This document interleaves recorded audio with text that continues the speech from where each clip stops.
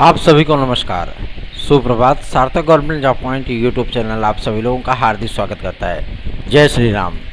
सबसे पहले आप सभी लोगों को उस पल की बधाइयाँ जब भारत ने चंद्रयान 3 को के विक्रम लैंडर को साउथ पोल पे एक बेहतरीन इंतज़ार के बाद सफलतापूर्वक उतारा। खुशी से मन आह्लादित हुआ, आतिशबाजियाँ हुई हैं। लेकिन उसके साथ ही साथ बीएड के विद्यार्थियों को भी कुछ पॉजिटिव इंटेंट देखने के लिए मिला है सरकार के सरकारी प्रवक्ता के माध्यम से, जिन्होंने नेशनल मीडिया पे आकर के आप सभी लोगों के पक्ष में बयान दिया है। तो जाहिर सी बात है, ये दोहरी खुशी का पल है। तमाम अपडेट्स को हम कवर करेंगे। आप सभी लोगों से एक रिक्वेस्ट है कि अधिक से अधिक विद्यार्थियों को इस चैनल के साथ जोड़िए, क्योंकि बीएड की एकता हम सभी लोगों की मजबूती है। हम लोगों का जो आंदोलन चल रहा है लखनऊ में, जाहिर सी बात है इसमें नेशनल मीडिया भी इन्वॉल्व है, ठीक है ना। लगातार टीवी 9 भारतवर्ष पे आप देख सकते हैं। आप सभी लोगों के लिए मैं बता रहा हूँ, आप सभी लोग देख सकते हैं। और कल के ही बयान को जब हमारी टीम के सदस्य सत्यम जी ने इस बात को रखा, गजब का इंटेंट मिला था हम लोगों को सरकारी प्रवक्ता के माध्यम से, क्योंकि गवर्नमेंट का प्रतिनिधित्व वो कर रहे थे, ठीक है ना। और काफ़ी सारी अपडेट्स हैं, तो आप सभी लोगों को मैं बताना चाहता हूं कि जिस तरीके की मजबूती के साथ हम लोग अपना पक्ष रख रहे हैं। बहुत से विद्यार्थी ये भी कहते हैं कि भैया आप डीएलएड और बीटीसी के विरोध में खड़े हो गए हैं। मेरा डीएलएड और बीटीसी से कोई दुश्मनी नहीं है, लेकिन जब डीएलएड और बीटीसी के विद्यार्थी जीत गए हैं, लेकिन आप लोगों को मैं ये भी बता दूं कि जब बीएड के विद्यार्थी मेरे पास आते हैं और कहते हैं कि भैया कुछ करिए, तो जाहिर सी बात है उनके लिए खड़ा होना बनता है, ठीक है ना। जो अवसर आपको मिल रहे हैं वही अवसर उनको भी मिलने चाहिए। आपने 6 to 8 की बात की थी, संशोधित ब्रिज कोर्स में 6 to 8 में भी आप सभी लोगों को सम्मिलित करने की बात कही जा रही है, क्योंकि प्रमोशन के माध्यम से तो आप लोग जाते ही हो। साथ ही साथ अब आप लोगों को सीधी भर्तियों में भी 6 to 8 में सम्मिलित किया जाएगा, अगर कभी होती है तो। वैसे तो होती नहीं है, प्रमोशन के माध्यम से सब भर दिया जाता है, लेकिन अगर कभी मान लो गाहे बखाए अगर कभी 10-20 साल में कभी एक वैकेंसी आ जाती है, तो उसमें आप सभी लोगों को भी सम्मिलित होने का अवसर दिया जाएगा। काफ़ी सारी अपडेट्स हैं, काफ़ी सारे फैक्ट्स हैं। आप सभी लोग इस चैनल को अधिक से अधिक लोगों में शेयर किया करें। जितना अधिक विद्यार्थियों को आप सभी लोग एकजुट करने में सफल होंगे, जाहिर सी बात है उतना ही बेहतरीन कार्य हम आप सभी लोगों के लिए कर पाएंगे। ज़्यादा से ज़्यादा विद्यार्थियों में शेयर करिए। चलिए खबरों की शुरुआत कर लेते हैं। कल की डेट हम सभी लोगों के लिए दोहरी खुशी का दिन था। पहला ये कि विक्रम लैंडर की लैंडिंग हुई है साउथ पोल पे, और दूसरा ये कि गवर्नमेंट के प्रवक्ता ने स्पष्ट तौर पे कहा है कि बीएड विद्यार्थियों का अहित नहीं होने दिया जाएगा। सर्वोच्च न्यायालय का आदेश है, उसका रिव्यू पूरी तरीके से कंप्लीट हो चुका है। सभी वकीलों से जो हम लोगों को राय मशवरा करनी थी वो सारी चीज़ें कंप्लीट हो चुकी हैं। साथ ही साथ कानून मंत्रालय ने भी अपना पक्ष रख दिया है, अपना राय दे दिया है सेंट्रल गवर्नमेंट को। महान्यायवादी जी ने भी लिखित तौर पे अपना राय दे दिया है क्या कुछ इसमें हो सकता है, क्या सारी चीज़ें हो सकती हैं। बीएड के जो मुख्य याची थे शर्मा जी आपके सर्वोच्च न्यायालय में, उनसे भी हम लोगों ने वार्ता जब की थी, तो हमने कहा था रिव्यू पिटीशन डालने का कोई औचित्य नहीं बनता है, क्योंकि इसमें लोकल बॉडीज़ बनानी पड़ेंगी हमको, एनसीटी को, और साथ ही साथ आप सभी लोगों को बता दूं एमएचआरडी मिनिस्ट्री और सेंट्रल गवर्नमेंट को। और इतनी जल्दी वो राजी भी नहीं होंगे कि हम इसमें जो है पिटिशनर बने जा करके। तो अगर विद्यार्थी इसको लेकर के जाते हैं तो उसका कोई औचित्य निकलेगा नहीं, क्योंकि उस पर ज़्यादा लोड ही नहीं पड़ेगा, है ना। इसके संबंध में हम सभी लोगों ने एनसीटी के अधिकारियों से मुलाकात करने की कोशिश की थी। तो एनसीटी के कई अधिकारियों ने कहा था कि हमने लिखित तौर पर एमएचआरडी मिनिस्ट्री को लेटर दे दिया है और संशोधित गजट को पेश करने में अभी थोड़ा सा वक्त लगेगा, ठीक है ना, क्योंकि संशोधित गजट आप सभी लोगों का पूरी तरीके से नए शिक्षा सेवा नियमावली पे आधारित होगा। मतलब जो नई शिक्षा नीति बन रही है उस पे आधारित होगा। और नई शिक्षा नीति में क्या है कि मतलब पूरी तरीके से इंटीग्रेटेड कोर्स, 2 वर्षीय बीएड कोर्स, ये सारी चीज़ें आपकी चलने वाली है। बाकी सारे केसेस को, मतलब सारे कोर्सेज को वो शट डाउन कर दिया जाना है पूरे भारतवर्ष के लिए। तो जाहिर सी बात है ये सारे पॉइंट आप सभी लोगों के लिए बेहद महत्वपूर्ण है। दूसरा ये कि ब्रिज कोर्सेज पे जिस पे सर्वोच्च न्यायालय ने कोई मतलब लोड नहीं दिया और उन्होंने ब्रिज कोर्सेज को सुना ही नहीं, ब्रिज कोर्सेज का सिलेबस तैयार हो चुका है। ये कोर्स पूरी तरीके से आप सभी लोगों का 5 महीने की ट्रेनिंग होगी मतलब जो आपको विशिष्ट ट्रेनिंग दी जाएगी, और 1 महीने का स्पेशल ट्रेनिंग आप सभी लोगों की विद्यालयों में होगी। 6 माह का कोर्स होगा, और इस कोर्स को आप लोगों को कंप्लीट करने के बाद, चाहे वो बीएड के विद्यार्थी हों हमारे, चाहे डीएलएड और बीटीसी के विद्यार्थी हों, वो कहते हैं ना कि हमको 6 to 8 में मौका नहीं मिलता है। तो 6 to 8 में वैकेंसी ये कहाँ आती है? अगर आती भी है ना, अगर आती भी है तो 10-20 साल में एक आध बार आती है, और वो भी 2-4-5 हज़ार 10,000 20,000 आती है। ठीक है, उसमें चीज़ें होती हैं कि मतलब टीजीटी पीजीटी दुनिया भर की चीज़ें। कल हम लोगों ने जो तर्क महान्यायवादी महोदय के सामने और एमएचआरडी मिनिस्ट्री के सामने रखा था, जाहिर सी बात है उन तर्कों में विशेष लोड था, इसीलिए सरकारी प्रवक्ता जी का जो है वो बयान आया था। ठीक है ना, क्योंकि उन्होंने लाइव नेशनल मीडिया पर बैठ करके ये बयान दिया था कि हम सभी के हितों की रक्षा करेंगे। ठीक है ना, सीधी सी चीज़ है। मैं आप सभी लोगों को बताना चाहता हूँ कि जिन तरीक़ों से, जिन तथ्यों से हम लोग मिल कर के कार्य कर रहे हैं ना, आप सभी लोगों के लिए जाहिर सी बात है बीएड में प्राथमिक शिक्षक भर्ती में सम्मिलित आप सभी लोग 100% होंगे।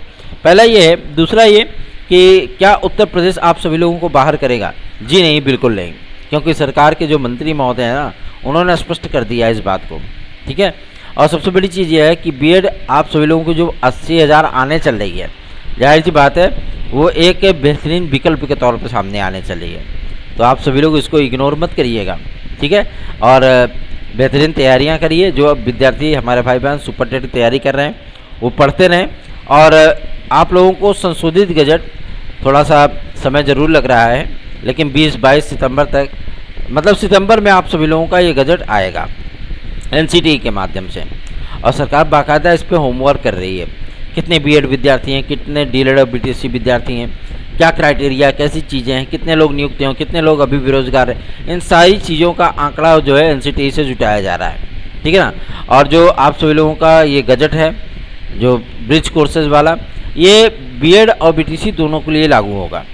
क्योंकि बीएड अगर जाएगा एंट्री करेगा आपके प्राथमिक में तो वो ब्रिज कोर्स करेगा, और डीएलएड और बीटीसी उच्च प्राथमिक में अगर एंट्री करेगा तो वो डीएलएड वाले विद्यार्थी वो जो है ब्रिज कोर्स करेंगे। कर लो भैया, कोई दिक्कत नहीं है ना।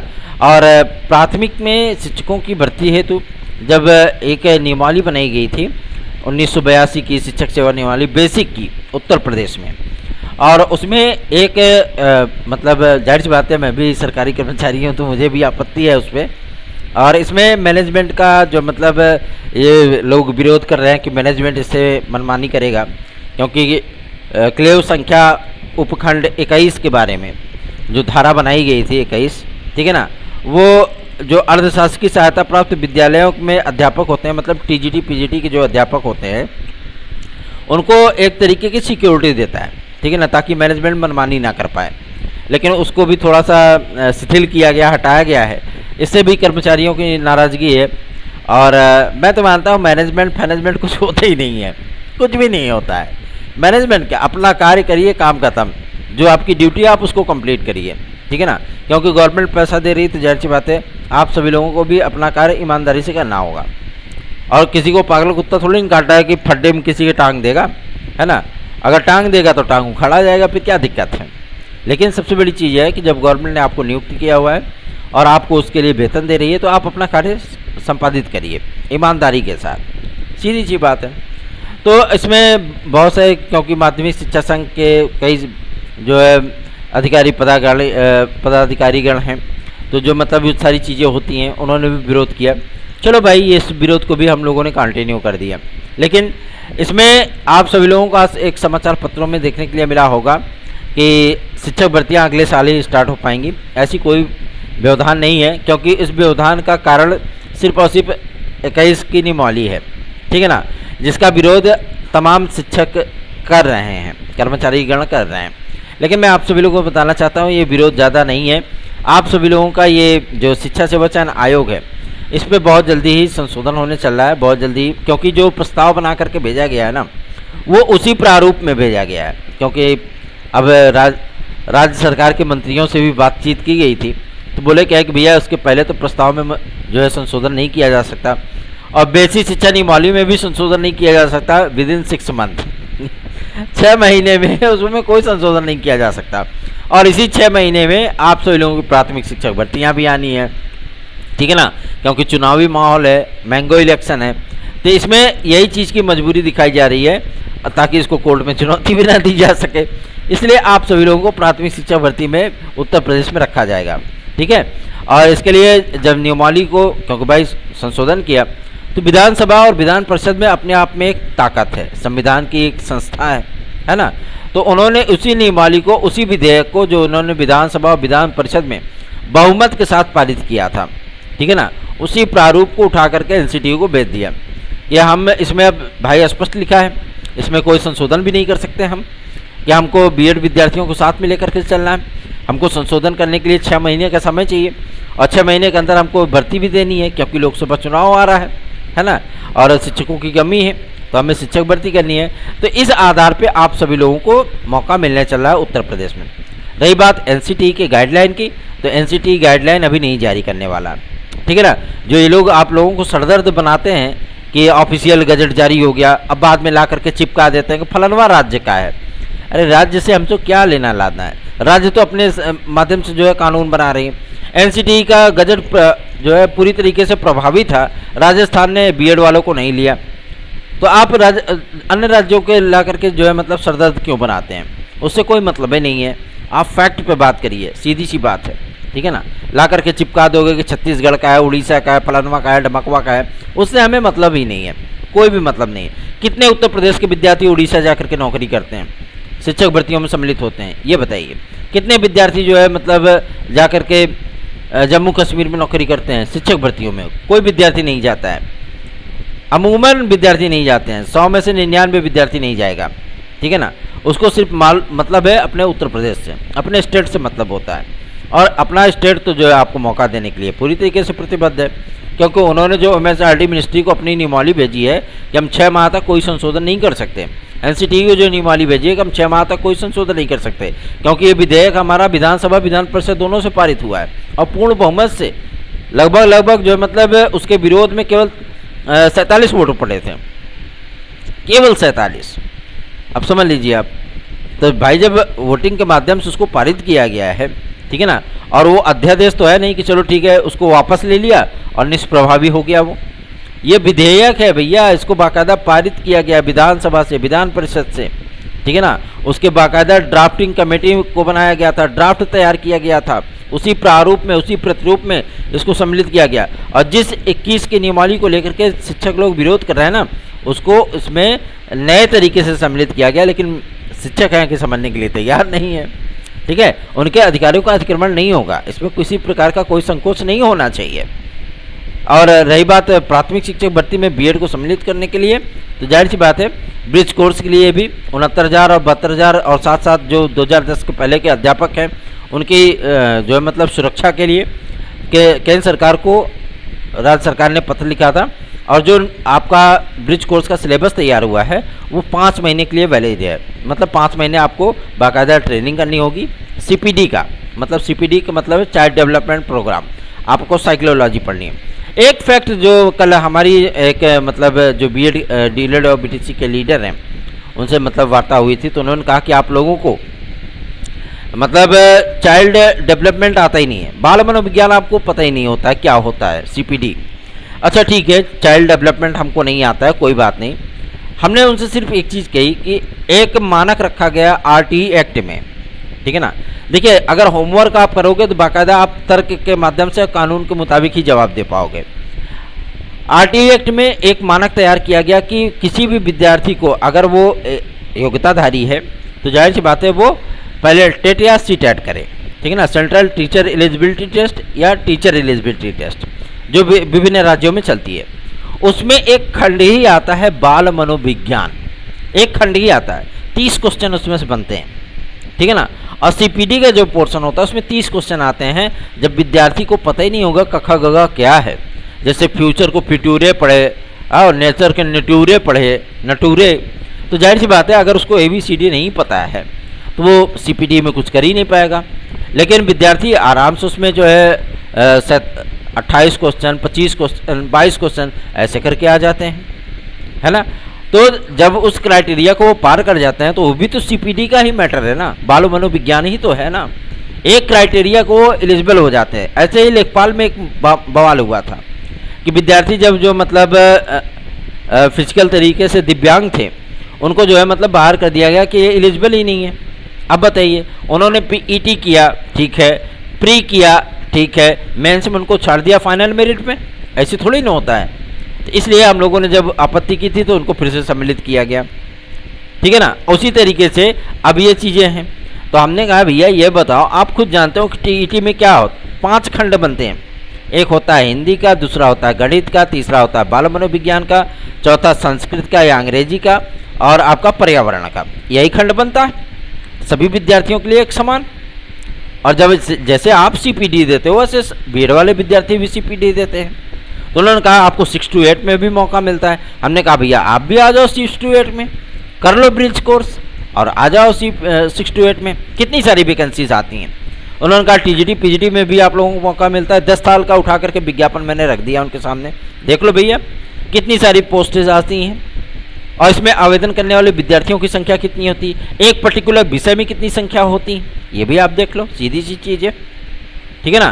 तो प्राथमिक में क्योंकि स्कूल्स की संख्या जो होती है वो ज़्यादा होती है, नंबर ऑफ स्टूडेंट वो भी ज़्यादा होते हैं, number of vacancies for teacher वो भी ज़्यादा होती है, इसलिए इसमें हर किसी को मौका चाहिए। और योग्यता की बात की जाए तो 68,500 आपके सामने है, 69,000 आपके सामने है। जब वहाँ पे 40-45% का क्राइटेरिया आप सभी लोग नहीं क्रॉस कर पाए, 60-65% के क्राइटेरिया को बीएड विद्यार्थियों ने क्रॉस भी किया, और जितने पद थे आप सभी लोगों के वो 1,46,634 विद्यार्थी पास हो गए, जिसमें से 34,000 सीटें आपकी थी कितनी, जनरल कैटेगरी की, मतलब अनरिजर्व कैटेगरी की।